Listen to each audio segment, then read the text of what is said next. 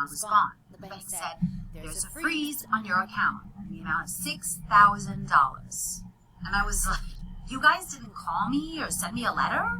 And they're like, yeah, they come through a court order. I'm a little bit scared. I don't know what's going to happen. And there's a whole court full of people, all there for debt. Not one person has a lawyer. I was mortified and embarrassed. I just guilted myself into believing that it was somehow my fault.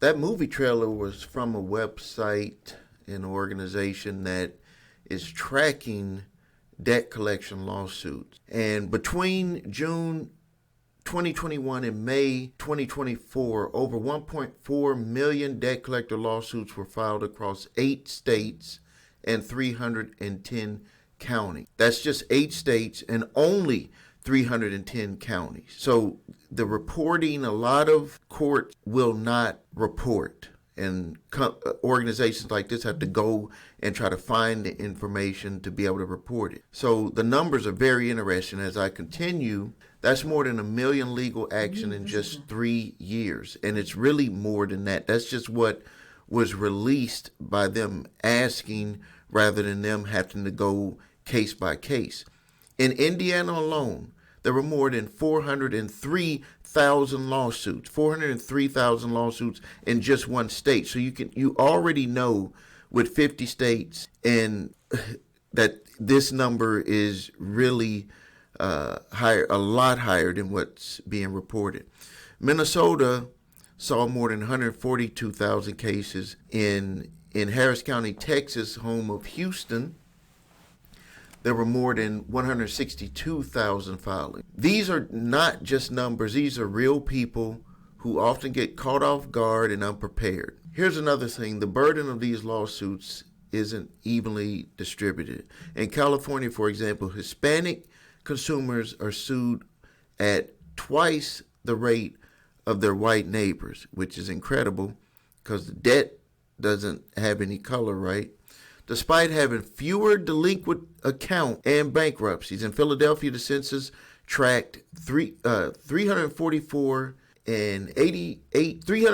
people, and 88% of the defendants lacked representation, and 88.1% of the cases ended up in default judgment. And just so you know, the only difference between a default judgment and a judgment is that the person was there. A default judgment meant that the person was not there to even say, I'm here, even if they didn't have any defense. This pattern repeats across the country.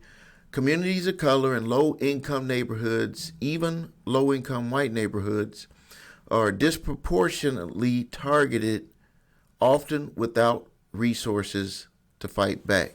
Many defendants don't even know that they're being sued until it's too late without legal representation, and they even state that the legal representation that people are getting seems like they have their lawyer, the judge, and the plaintiff attorney all teamed up against them. In Tarrant County, Texas, 96.9% of the defendants in the census tract, 113.18 had no legal representation, resulting in a 26.5% of lawsuits ending in default judgments. I don't know how they're tracking that. If they didn't have legal representation and they did show up, they would not technically get a default judgment. These judgments can lead to wage garnishment, bank account seizures, and long-term financial instability. A number of aggressive debt collectors are responsible for significant portions of these lawsuits. In Minnesota, just 10 collectors filed over 56% of all debt collection lawsuits. Companies like LVNB Funding, Midland Credit Management, Portfolio Recovery, and Jefferson Capital, they dominate the courts and often file bulk debt collection lawsuits with minimal documentation. The industry approach to debt collection overwhelms the court and leaves consumers with little recourse. unless they know what I'm about to tell you. Debt collection lawsuits don't just affect individuals, they impact entire neighborhoods. In Harris County, Texas, a study found that 1 in 3 defendants had a household member who faced a debt collection lawsuit.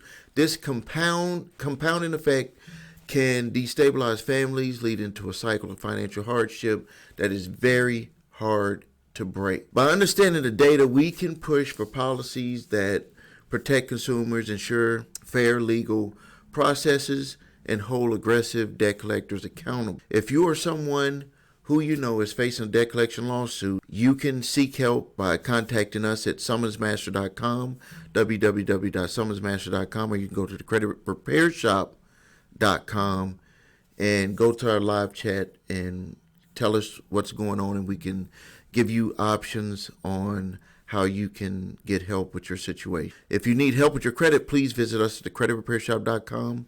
Watch the video of what makes us different so you can see my 8-point validation process, my two-phase settlement process. If you need your credit reports and scores, go to the website your3scores.com to grab your TransUnion, Equifax, Experian, credit reports, and all 3 scores. That's where everything starts. Thank you for your time. Subscribe to the channel, post your questions and comments, share this video. This is Stephen A. Williams, president and founder of thecreditrepairshop.com and the creator and founder of summonsmaster.com.